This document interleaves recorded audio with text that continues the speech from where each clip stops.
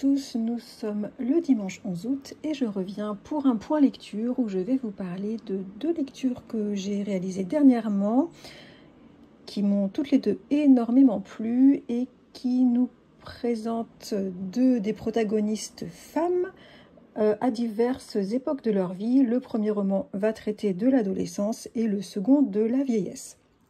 Alors je vais commencer tout de suite avec un roman dont je vous ai beaucoup parlé parce qu'il a mis pas mal de temps à être lu et j'étais très emballée.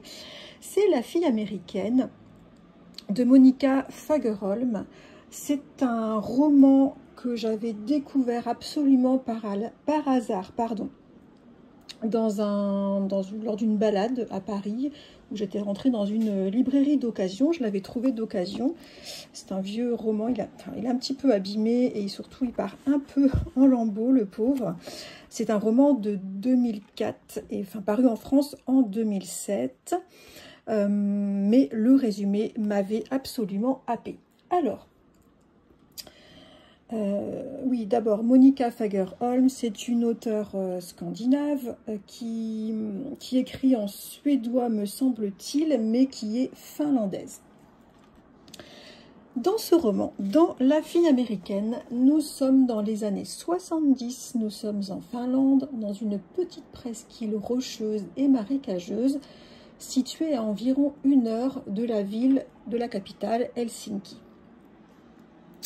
Dans ce petit bout de terre, les habitants du cru vivent de chasse, de pêche, de petits services, et ils vont voir leur vie transformée par la vente de terrains du bord de mer, où vont pousser, comme des champignons, des résidences secondaires pour les gens les plus aisés de la ville. Et bien, la population générale et les enfants du cru vont se mélanger avec les gens de la haute et ils vont se découvrir, se mélanger, cohabiter et parfois s'épier. Il faut savoir que la presqu'île est hantée par de sombres souvenirs. Quelques années auparavant, une jeune fille y a disparu. On prétend qu'elle a été engloutie par les marées. On la nomme la fille américaine, puisqu'elle était américaine. Elle était venue rendre visite à sa riche tante qui a toujours une villa dans cette presqu'île. Elle était venue pour que cette tante la remette, entre guillemets, dans le droit chemin. Cette jeune fille américaine a disparu et quelques semaines après cette disparition, eh bien, un jeune homme du cru, fou amoureux d'elle, se pendait. Et ses parents sombraient dans la folie. Et voilà, depuis, le mystère de la fille américaine hante les lieux et alimente pas mal de fantasmes dans cette presqu'île.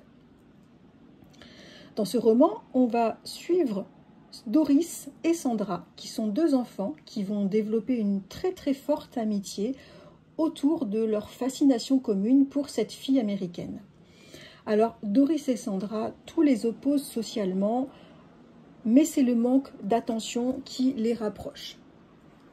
Doris, c'est une enfant du cru, c'est une petite fille qui a des parents extrêmement violents, qui a fui leur sévice et qui a trouvé refuge dans une famille du coin, très liée d'ailleurs à cette histoire. Sandra, elle, c'est une enfant très aisée, une petite fille qui a longtemps eu un bec de lièvre que ses parents ont fait opérer tard. Ses parents, qui étaient des jet-setters, s'en amusaient et ne voyaient pas du tout l'intérêt de modifier cet état de fait. C'est lorsqu'elle est rentrée à l'école que les services éducatifs lui ont dit que c'était hyper important pour l'enfant de se faire opérer de cette bouche difforme. En tout cas, Sandra est une enfant qui vient d'un milieu extrêmement aisé. Son père a énormément d'argent, a fait construire une maison dans cette presqu'île, mais voilà que la mère de Sandra, un jour, s'est complètement volatilisée. Donc elle vit seule avec son père, qui est très fêtard, qui est très souvent absent, Alors, Sandra invite souvent Doris à la maison et toutes les deux, eh bien, en fait, elles vivent dans cette luxueuse maison de Sandra, où elles sont livrées à elles-mêmes, où elles se livrent à toutes sortes de jeux dans la piscine qui n'a jamais été mise en eau, la piscine qui est située au sous-sol de la maison. Cette piscine est un havre vraiment idéal de confidence, de jeux, de bêtises et d'expériences. Et au fur et à mesure de leur jeu de rôle, tant sur la fille américaine que sur la mère de Sandra, fascine complètement Doris. Eh bien, au fur et à mesure de leur jeu de rôle sur ces deux personnages fantasmés, et aussi au fil des années et des événements, eh bien, les deux jeunes filles, Doris et Sandra, vont approcher certaines vérités. Alors, c'est difficile d'en dire plus sur cette histoire, parce qu'elle est très complexe, parce qu'il y a aussi celle d'autres personnages qui sont entremêlés, d'autres personnages tout autant passionnants que Doris et Sandra. En tout cas, ce que je peux en dire, c'est que c'est un roman noir initiatique sur l'adolescence, aussi un roman noir bourré de mystères, follement inquiétant, qui nous transporte dans l'âme et dans les secrets de personnages vraiment forts, vraiment puissants, et qui nous révèle des histoires complètement dingues qui nous font sans cesse nous demander si on est dans le rêve, dans le fantasme ou dans la réalité. Les lieux, la plume très poétique de Monica Fagerholm, sa façon de nommer les lieux et les personnages. Un personnage, par exemple, une femme qu'elle appelle la mère des cousins, le père de Sandra s'appelle Lalande. Il y a un autre personnage important dans l'histoire, la bombe Pimki, ou sinon les maisons sont nommées avec leurs apparences, les lieux où elles sont implantées, comme la maison de la partie boueuse pour la maison de Sandra. Bref, l'ambiance de ce roman est absolument ensorcelante et elle me donnait la même impression, enfin l'impression d'être dans un film de David Lynch. Je ne sais pas si ça vous parlera du coup, mais je pense que oui. En tout cas, c'était une sensation identique. Il faut savoir que c'est une plume quand même qui demande beaucoup d'attention. Il y a beaucoup d'allers-retours dans le temps, il y a beaucoup de personnages, qui sont d'ailleurs chacun très approfondis. Il y a beaucoup de centrage sur les vies et les pensées de ces divers personnages. C'est une construction comme un puzzle qu'on fait, qu'on défait, puis qu'on refait. Il y a de longues phrases descriptives, tant sur le décor, la vie des personnages, la vie un peu quotidienne, que sur leurs pensées. Alors c'est une plume donc très très dense. On aime ou on déteste, mais moi ce sont mes plumes de prédilection et entre cette plume et l'ambiance un peu à la David Lynch, moi j'ai plongé directement et j'ai été tout de suite prise dans ce roman. Voilà, alors, voilà. Pour conclure, c'est un roman noir, très noir. Il y a vraiment du lourd et du très très surprenant dans les destinées des personnages, dans le mystère autour des disparitions. On est loin du feel good, hein. C'est un roman qui est porté par des personnages tous très originaux, très complexes. Il y a un aspect thriller, mais c'est pas un thriller, hein, parce que c'est vraiment plutôt au-delà de l'aspect thriller, c'est un roman, ouais, vraiment un roman qui traite brillamment de plusieurs thématiques vraiment passionnantes. L'adolescence et ses découvertes, ses fantasmes, l'éveil de la sexualité, la lutte des classes, qui est beaucoup traitée, l'écologie, en lien avec l'urbanisation des zones de campagne, l'alcoolisme, le destin. Voilà, ce roman va me rester en tête, ça va être une pépite de ma bibliothèque, et c'est un roman que je recommande, Monica Fagerholm, la fille américaine. À l'époque, en 2007, quand c'est sorti en France, ça avait été édité chez Stock, la Cosmopolite. Je ne suis pas sûre que ce roman soit... je pense pas qu'il ait été réédité. Peut-être qu'on peut encore le trouver d'occasion. Si vous êtes tenté, je vous souhaite de le trouver d'occasion. Voilà pour cette première impression de lecture. Monica Fagerholm, gros coup de cœur avec La fille américaine.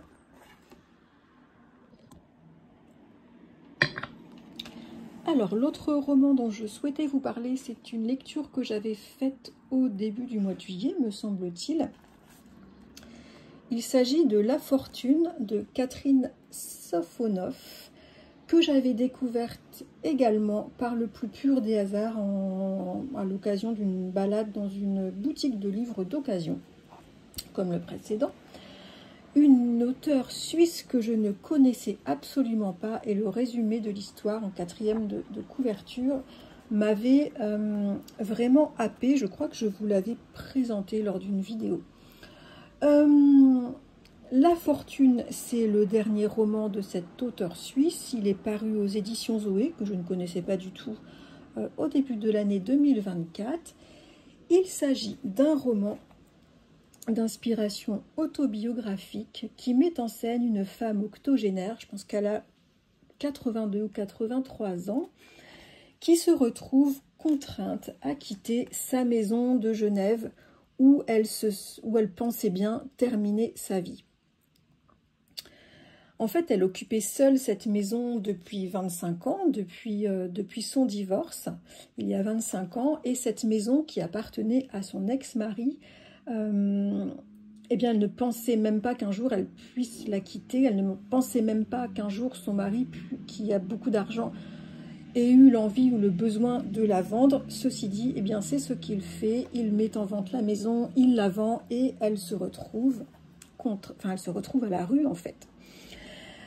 Eh bien, elle a 2 filles, elle va se retrouver à devoir habiter chez une de ses filles, dans une zone néo-rurale, une espèce de campagne entre la ville et les montagnes, une campagne coincée entre plein d'autoroutes. Alors elle est très très bien accueillie et même plutôt choyée par sa fille et son gendre, qui lui ont aménagé un petit espace indépendant dans le grenier de leur ferme. Je ne sais plus si je l'ai dit, mais ils ont une ferme, ils tiennent une ferme.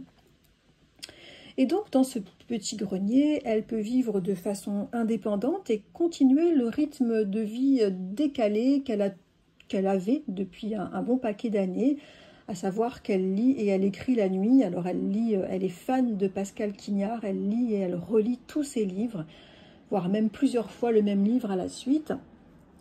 Ça m'a d'ailleurs donné envie de lire Pascal Quignard. J'avais lu un livre de lui, mais bon, bref, ça m'a donné envie de poursuivre. Donc la nuit, elle lit, elle écrit, et puis elle dort jusqu'au midi, et l'après-midi, elle fait des balades à vélo ou à pied, en fonction de ce que son état de santé ou de fatigue lui permet. Elle a une santé quand même un peu qui décline. Le déménagement a été difficile pour elle, le changement, l'adaptation, le déménagement lui-même. Il a fallu emballer tous ses livres dans des cartons et elle en a des milliers, je crois. Et elle se voit, c'est très frustrant pour elle puisqu'elle se voit contrainte de les laisser dans la grange de sa fille puisqu'elle n'a pas de place dans son petit espace, dans le petit grenier. L'adaptation donc à ce nouveau cadre de vie est difficile. Elle, c'est quelqu'un de très réservé, très solitaire, mais très urbaine, qui aime se balader dans les vieux cafés, les librairies de Genève, qui aime s'installer à une terrasse de café, boire un café et bouquiner. Elle n'a plus tout ça et elle se sent vraiment isolée dans cette zone périurbaine dont elle ne soupçonnait même pas l'existence. Alors elle réfléchit beaucoup à sa vie, à ses sentiments haineux envers son ex-mari, des sentiments qu'elle essaye d'apaiser, mais elle n'y arrive pas. C'est un homme qui ne supportait pas qu'elle lise et qu'elle écrive. C'est un homme qu'elle est encore obligée de croiser souvent. C'est le père de sa fille, elle vient assez régulièrement voir sa fille, il y a des repas de famille. Et même cet homme, elle est parfois obligée de dépendre de lui pour certains déplacements, notamment médicaux. Donc elle songe beaucoup à ses ambivalences, à son déclin physique, qu'elle ressent aussi de plus en plus. Il y aura un événement elle va se retrouver à un moment donné hospitalisée pour une longue période suite à des problèmes cardiaques, pour une aggravation de ses problèmes cardiaques. Elle nous raconte tout ça par petits bouts, ses pensées sur une année au quotidien, une année difficile à cause de ce déménagement, du renoncement à son confort, du renoncement à sa santé qui commence vraiment à décliner. Elle se livre sur ses ressentis, sur tous ces événements. Elle revient aussi beaucoup sur sa vie, elle nous livre des souvenirs, sur son mariage, sur les quelques années de vie aux États-Unis où son mari avait eu un poste il y a une trentaine, voire plus d'années. Ses voyages en Grèce, pays qu'elle adore, et au pays où elle sait très bien qu'elle ne pourra pas retourner. Elle revient aussi sur la naissance de ses filles, sur les liens qu'elle a avec ses filles. Voilà, ce sont des bulles de pensée disparates, des bulles de vie, de souvenirs, de ressentis. À travers ces bulles, on rencontre une personnalité qui m'a vraiment touchée, qui m'a happée. Il faut dire déjà que j'aime beaucoup les récits de vie, et notamment les récits de vie de personnes âgées. J'ai adoré ce roman, mais je pense que je le relirai régulièrement. L'écriture est simple, faite de phrases courtes, très authentiques, très sensibles, très réflexives comme écriture. Voilà, je pense que c'est un roman que je conseille aux personnes qui apprécient les récits de vie, les récits réflexifs et qui aiment un peu se mettre dans la tête de personnes âgées.